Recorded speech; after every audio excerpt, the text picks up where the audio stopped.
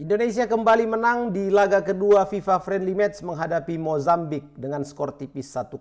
Tapi bukan itu yang ingin Papatola sampaikan, bukan skornya. Tapi ada eksperimen yang gila, luar biasa dan berani dilakukan oleh John Herdman dalam pertandingan yang baru saja berlangsung tadi. Kita tahu selama ini Kevin Dix ada di kanan, tapi kali ini John Herdman memasang Kevin Dix di kiri. Kemudian ada juga Donny Tree di kanan. Dan kembalinya Marcelino untuk menjadi otak serangan dipercayakan oleh John Herdman. Dan menarik sekali sobat, karena apa yang dilakukan oleh John Herdman ini adalah membangun identitas tim nasional Indonesia. Terima kasih sobatku yang selalu hadir di channel Papatola Football. Sebelum kita lanjutkan review match ini, jangan lupa kalian untuk like, share, subscribe, dan berikan komentar terbaik kalian sobat. Kita mulai saja, pelan-pelan tapi pasti. Sobat-sobat, dalam review taktikal malam ini John Herdman mulai menemukan wajah baru Garuda.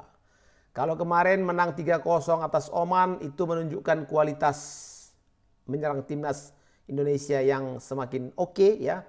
Tapi kemenangan 1-0 malam ini atas Mozambik ini memperlihatkan sisi lain yang mungkin lebih penting, yaitu kemampuan mengontrol pertandingan dan memenangkan laga.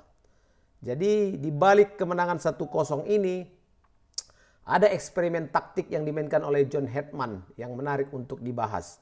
Mulai dari Kevin Dix, Donny Tree, Marcelino yang kembali dipercaya sebagai starter, dan juga formasi yang sangat fleksibel di mana di atas kertas Indonesia menggunakan 3 bek tengah, Elkan Bagot, Kevin Dix, Rizky Ridho. Tapi saat menguasai bola, ini permainan Indonesia jauh lebih cair. Donny Tree naik tinggi di sisi kanan, Kevin Dix bermain yang selama ini kita tahu dia bermain di kanan tapi ditempatkan di sisi kiri pertahanan. Dan alasannya cukup jelas, karena Mozambik ini memiliki beberapa pemain cepat yang sering melakukan penetrasi dari sisi kanan mereka. Tentu ini harus dihadapkan dengan Kevin Dix di kiri. Karena Indonesia memiliki bek yang lebih agresif dalam duel 1 lawan 1. Jadi saat membangun serangan, Kevin Dix beberapa kali masuk ke area tengah dan Verdong bisa naik lebih tinggi. Jadi permainan Indonesia berubah bentuk menjadi 3-2-4-1. Di mana Joe Pelupesi dan Ivar Jenner yang menjadi double pivot di depan 3 bek. Struktur inilah yang kemudian membuat Indonesia mampu menguasai bola lebih lama dibandingkan Mozambik. Kemudian hal yang menarik kedua adalah bagaimana Marcelino kembali menjadi penghubung serangan.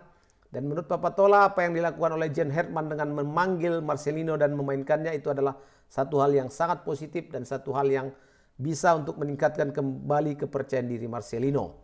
Dan kita tahu tadi di pertandingan pergerakannya sangat bebas. Kadang dia ada di belakang oleh Ramni, kadang Marcel ada di half space kiri untuk bantu Ragnar. Dan juga bisa juga dia kadang-kadang menjemput bola di area tengah. Jadi kehadiran Marcelino ini membuat kombinasi Indonesia jauh lebih hidup ya dibandingkan beberapa pertandingan sebelumnya. Dan Marcelino menjadi pemain pertama yang menekan gelandang Mozambik kalau lawan melakukan kesalahan.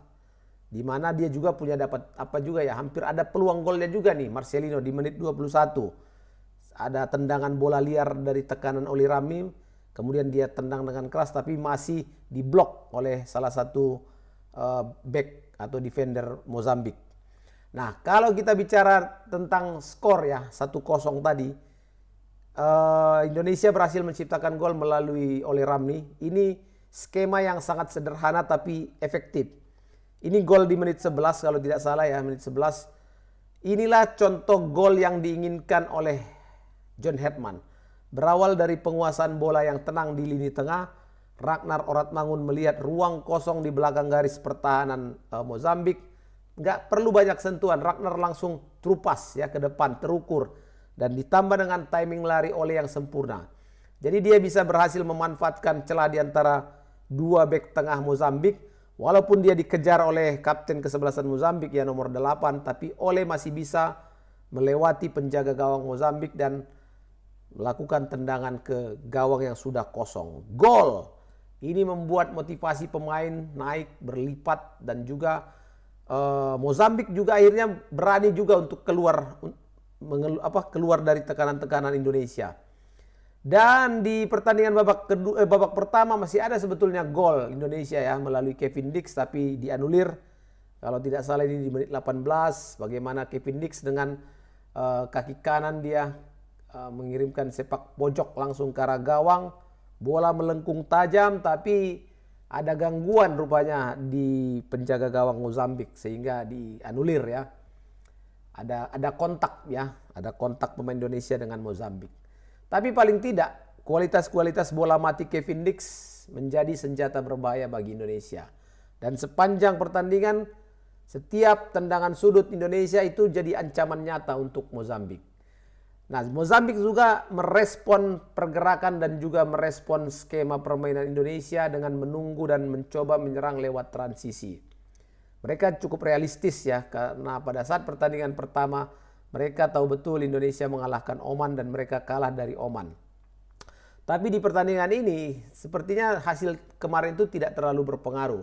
Karena Mozambik saat mereka fokus menunggu Indonesia kehilangan bola dan kemudian berhasil merebut bola, Mozambik mampu mengalirkannya dengan cepat ya ke depan. Dan salah satu pemain mereka yang paling berbahaya adalah Alcides yang sempat lolos, dia mengelabui Elkan Bagot, tapi untungnya ada Martin Pas yang tampil bagus untuk melakukan penyelamatan. Kalau di babak kedua Mozambik benar-benar parkir bus ya, Indonesia kehilangan ruang dan sangat sulit bagi Ragnar, Marcelino dan Ole untuk leluasa bergerak. Akhirnya kita hanya bisa switch play bola kanan kiri, kiri kanan. Karena memang sangat rendah blok pertahanan yang dimainkan oleh Mozambik.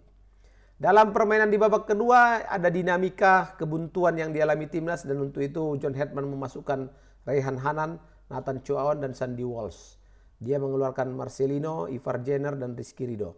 Ada peningkatan mobilitas dengan masuknya 3 pemain baru tadi dan juga kreativitas. Terbukti Raihan memberikan energi baru di area sayap dan half space dan efeknya terasa loh pada saat menit 68 Raihan kirim umpan tarik dan Nathan datang dari lini kedua melepaskan tendangan keras. Sayangnya tendangannya membentur mister gawang. Kalau enggak itu bisa jadi gol lagi. Dan itulah satu-satunya peluang terbaik Indonesia di babak kedua.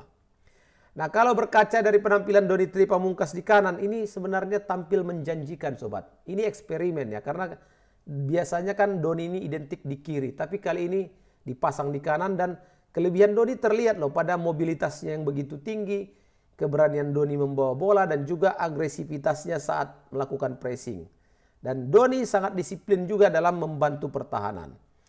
Harusnya kehadiran Doni di kanan ini menjadi opsi baru bagi John Hetman dalam persiapan timnas nanti menjelang Piala Asia 2027. Dan Martin Pas kembali menjadi penyelamat gawang Indonesia dari beberapa kali serangan Mozambik dan Indonesia membungkus kemenangan dengan skor tipis 1-0.